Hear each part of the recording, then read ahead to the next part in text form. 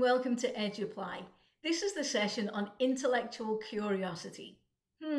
We've all heard that, right? But what does that really mean in the classroom?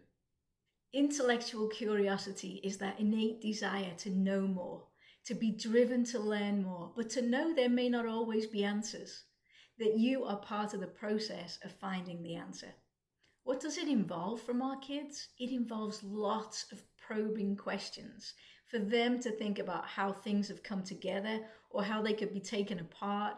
What are the individual pieces? It doesn't matter what it is, whether it's discussion around Shakespeare, whether it's how a computer's put together, or whether the historical events that led to World War II and World War I. It doesn't matter.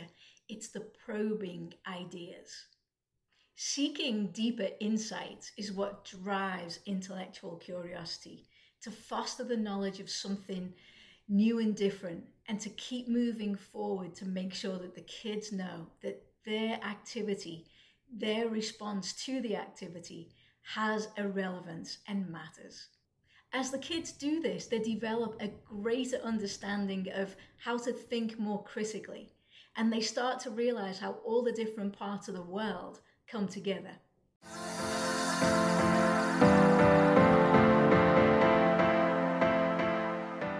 So what do we get out of this as teachers?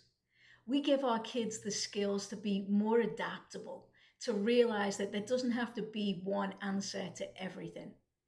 But let's know that as we implement this, it's a real skill that they will take with them for the rest of their lives. So the question remains, how do we implement this and how do we make sure it connects to our state standards?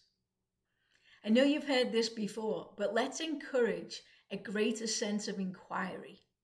We provide options for them to think about solutions that there are currently no answers to, and validate their responses.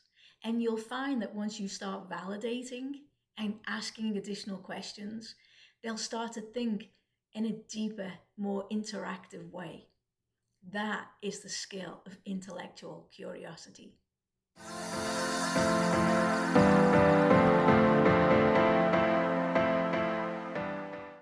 Another great strategy is to create a wonder wall. And even if we can't find the answers, we should still ask the questions. And that lets the kids know that every question has a place and a purpose. It's magical. Watch how that wonder wall develops. Celebrating and valuing curiosity is another key strategy. But how do we do that in the classroom?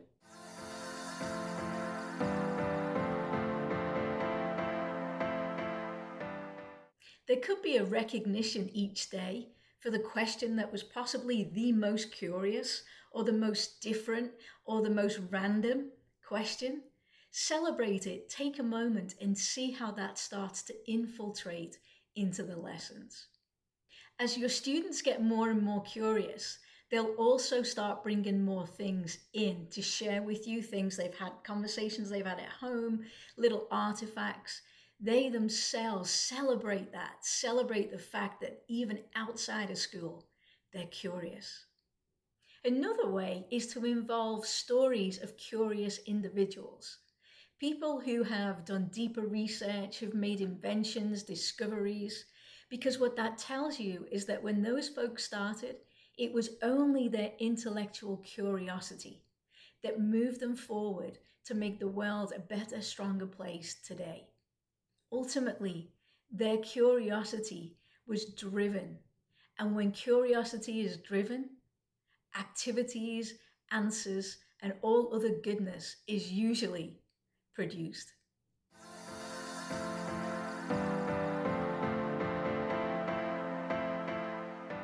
When you integrate just some of these simple strategies consistently, you're creating an environment that is safe to take chances, safe to ask questions. And I mean safe as in some kids really feel like they need to have the answer, but realizing that we don't always have the answers.